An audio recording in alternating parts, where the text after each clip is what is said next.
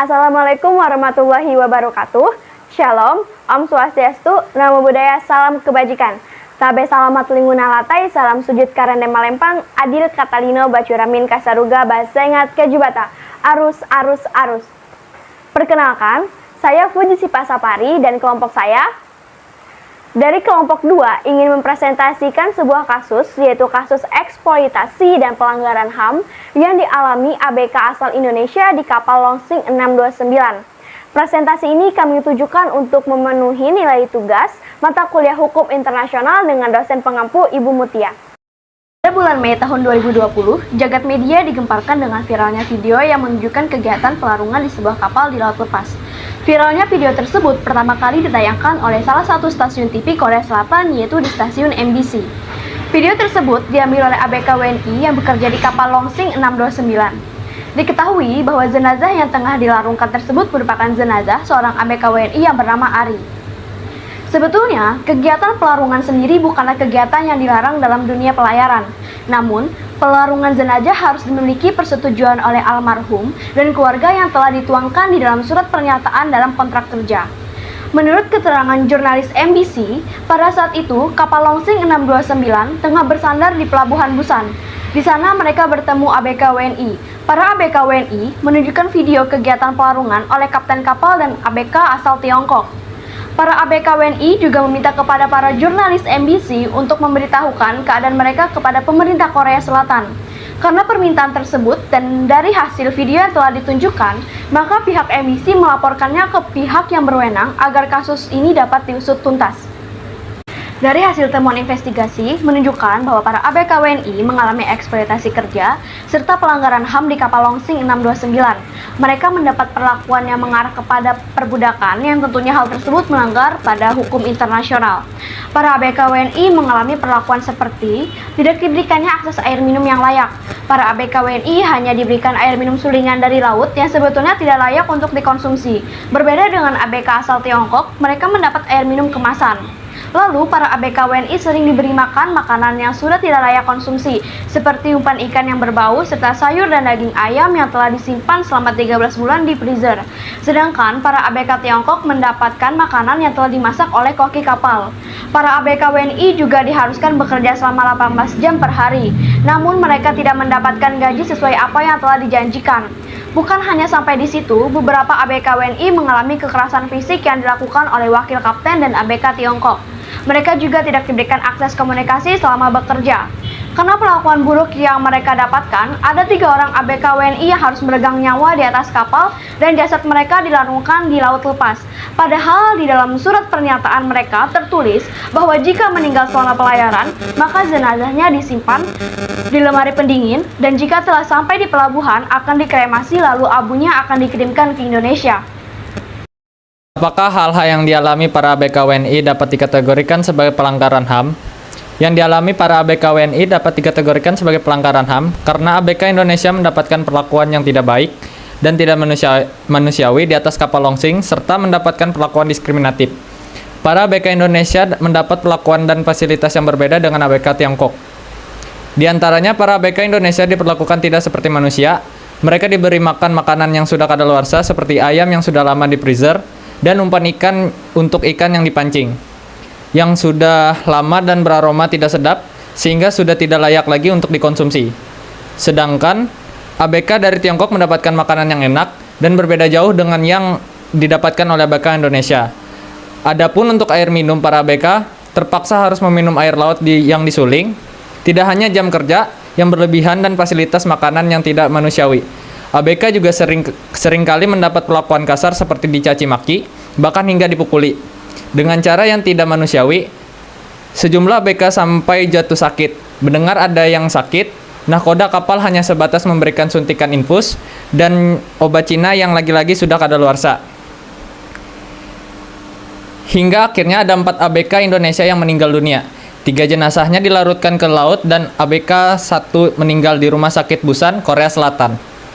Sangat jelas bahwa perbudakan adalah pelanggaran HAM berat dikarenakan merendahkan harkat dan martabat manusia. Bagaimana hukum internasional melihat peristiwa tersebut? Perbudakan ABK Indonesia di atas kapal Longsing Tiongkok jika ditinjau dari Convention Against Torture and Other Cruel, Inhuman or Degrading Treatment or Punishment atau CAT, konvensi menentang penyiksaan dan perlakuan atau penghukuman lainnya yang kejam, tidak manusiawi dan merendahkan martabat manusia di dalam pasal 1 dan pasal 2. Kita harus mengetahui apa saja hal yang terkandung dalam hukum internasional dalam keterkaitan dengan kasus ini. Yang pertama, hukum internasional telah menyediakan berbagai instrumen untuk memastikan pengutamaan keselamatan dan keamanan bagi anak buah kapal yang bekerja di atas kapal penangkapan ikan. Berbagai instrumen tersebut bertujuan untuk memberikan jaminan kehidupan dan kondisi kerja yang layak bagi setiap anak buah kapal. Contoh kejadian kasus yang serupa adalah berkaitan dengan interview yang dilakukan oleh tim Apil Korea Selatan dengan ABK dari Indonesia. Dari hasil wawancara tersebut, ditemukan bukti kuat adanya eksploitasi dan kemungkinan perdagangan manusia atau orang. Yang kedua, berdasarkan data-data yang dikumpulkan, beberapa anak buah kapal diduga kuat mengalami praktik kerja paksa dan sejumlah jenis pelanggaran lainnya selama bekerja di atas kapal penangkapan ikan milik Dalian Ocean Fishing. Bahkan sejak awal, tahap perekrutan dan penempatan mereka telah melanggar berbagai peraturan hukum, baik di dalam negeri maupun di hukum internasional. Nah, jadi kesimpulannya adalah hukum internasional bisa berjalan dengan baik dalam kasus ini karena sudah ada bukti nyata bahwa adanya pelanggaran kasus yang berkaitan dengan hal yang telah terjadi atau yang telah kita lihat dengan hak setiap manusia dalam suatu bangsa yang berdaulat. Lalu kepada siapa tuntutan pada kasus tersebut dapat ditunjukkan? Sejak pemberitaan mengenai dugaan perbudakan ABK Indonesia di kapal Longsing 629 menjadi trending di berbagai pemerintahan internasional, pemerintah Indonesia telah bergerak cepat untuk melakukan pendampingan, pemulangan, dan membentuk tim untuk investigasi dalam terhadap kasus ini. Rapat tingkat menteri telah dilaksanakan beberapa kali dengan penyampaian kebijakan di publik antara lain, Badan Perlindungan Pekerja Migran Indonesia (BP2MI) membentuk tim untuk menyelidiki proses penempatan ABK yang diduga dieksploitasi di atas kapal Longsing 629.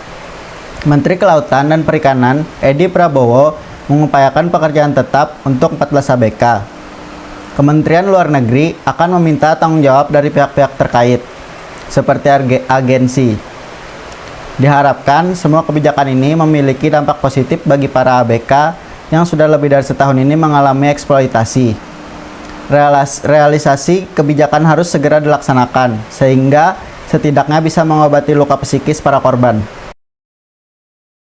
Apakah kasus tersebut dapat diatribusikan kepada negara bendera kapal, yaitu Cina? Jawabannya jelas iya, karena kapal Longsing ini adalah kapal yang berasal dari Cina dan pelanggaran HAM tersebut juga mengarah kepada instansi dan pemerintah Cina karena tidak memenuhi perjanjian internasional dan konvensi ILO nomor 188 tahun 2007.